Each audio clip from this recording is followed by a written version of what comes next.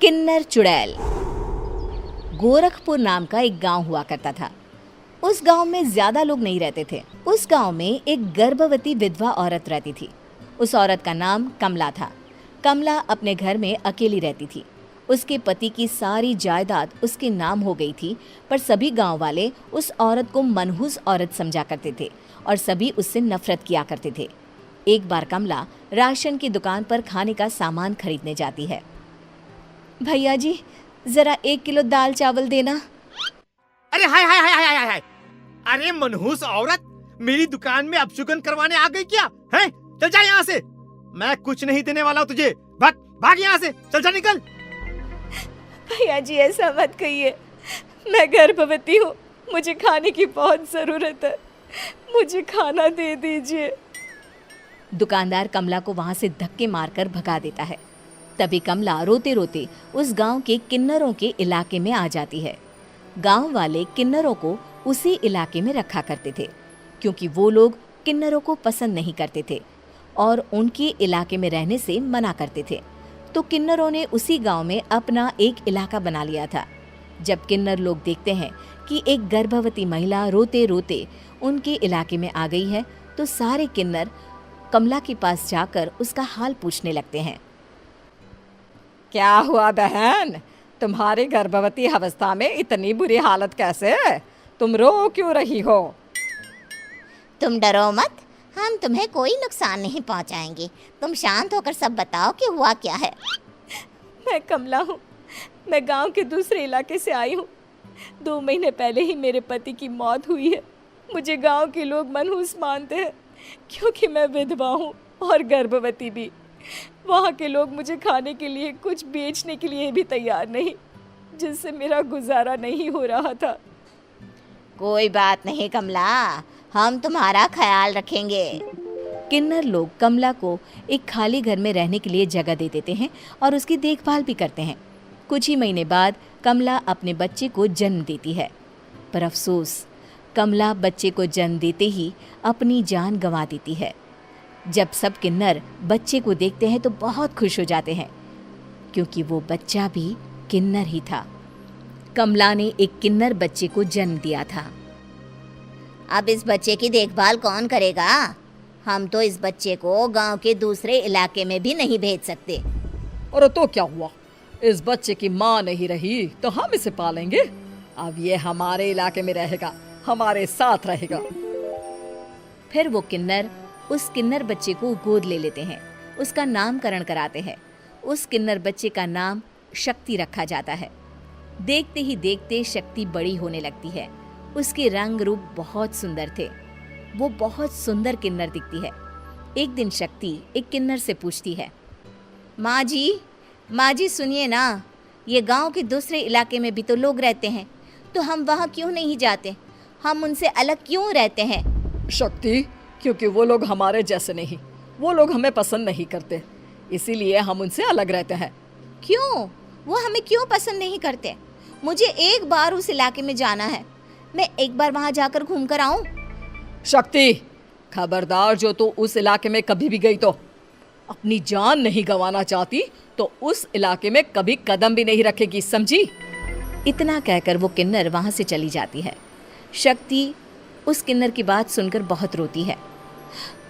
माँ जी, ऐसा कैसे कह सकती हैं? उन्होंने इतनी सी बात के लिए मुझे इतना डांटा। अब तो मैं उस इलाके में ज़रूर जाऊंगी। फिर एक दिन शक्ति गांव के दूसरे इलाके में चुपके से जाती है। ये लोग तो हमारे जैसे ही इंसान हैं, तो ये हमसे नफरत क्यों करते हैं?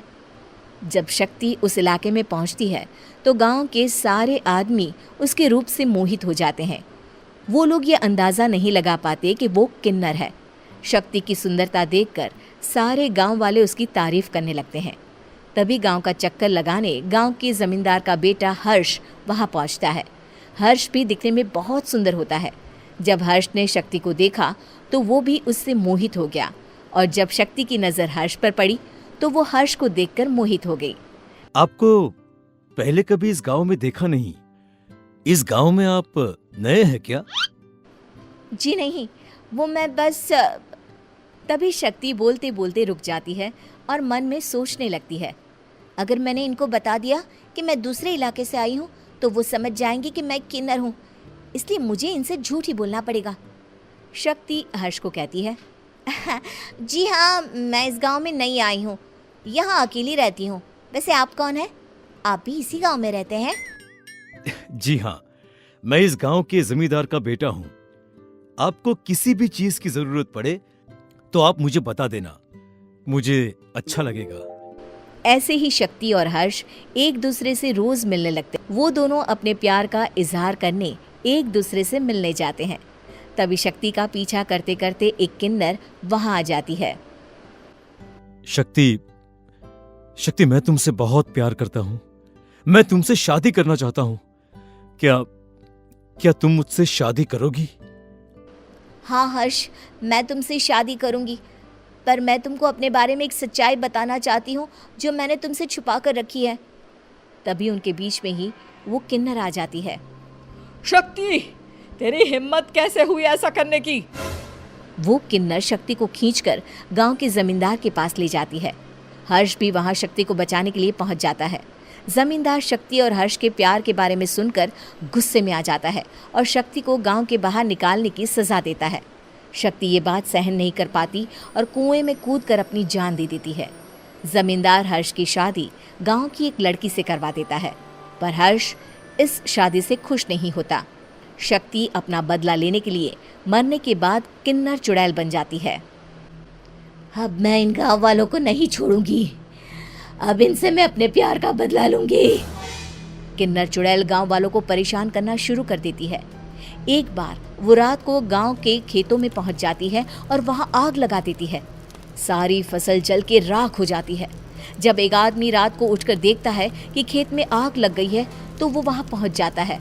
वो देखता है कि खेतों के बीचों बीच एक किन्नर चुड़ैल खड़ी है और वहां खड़े होकर ताली बजा रही है। गांव वाला किन्नर चुड़ैल को देखकर बेहोश हो जाता है। जब सुबह उस आदमी को होश आता है तो वो सीधा जमींदार के पास जाता है। अरे जमींदार साहब, अरे वो किन्नर चुड़ैल ने मेरी सारी फसल जला दी। अब मैं क्या करूंगा? क्या होगा मेरा? जमींदार चुड़ैल किन्नर का नाम सुनते ही सब कुछ समझ जाता है। अब वो बहुत डर जाता है। उसी रात को जब जमींदार डर के मारे अपने कमरे में सो नहीं पाता, तभी वहां अचानक से किन्नर चुड़ैल आ जाती है। किन्नर चुड़ैल जोर जोर से जमींदार के आगे खड़ी होकर हंसने लगती है और ताली बजाने लगती है। जमींदार उस डरावनी किन्नर चुड़ैल को देखकर बहुत डर जाता है। तूने मेरे साथ बहुत बुरा किया, अब मैं तुझे जान से मार दूंगी। नहीं नहीं नहीं नहीं नहीं, मुझे माफ कर दो, मुझे मत मारो। मैं कभी ऐसा दोबारा नहीं करूंगा। अब तुम जो बोलोगी वही मैं करूंगा। ठीक है, मैं चाहती हूँ कि किन्नर इलाका गांव के इलाके से जुड़े और गांव का कोई भी आदमी किन्नर समाज से द्वेष ना करे, उससे नफरत ना करे, नहीं तो मैं सारे गांव को मार दूंगी। और तुम गांव में एक नया कानून बनाओ कि अगर किसी ने भी किन्नर समाज को हानि पहुंचाने की कोशिश भी करी या इनसे भेदभाव करने की भी कोशिश करी तो उनको कड़ी से कड़ी सजा मिलेगी। हाँ हाँ हाँ हाँ, मैं ऐसा ही करूंगा। तुम जो बोलोगी वो मैं करूंगा, पर मुझे जाने दो प्लीज। तब वो किन्नर चुड़ैल वहां से चली जाती है। गांव का जमींदार किन्नर चुड़ैल का कहा मानते हुए दोनों इलाकों को एक कर देता है और नया कानून भी लागू कर देता है।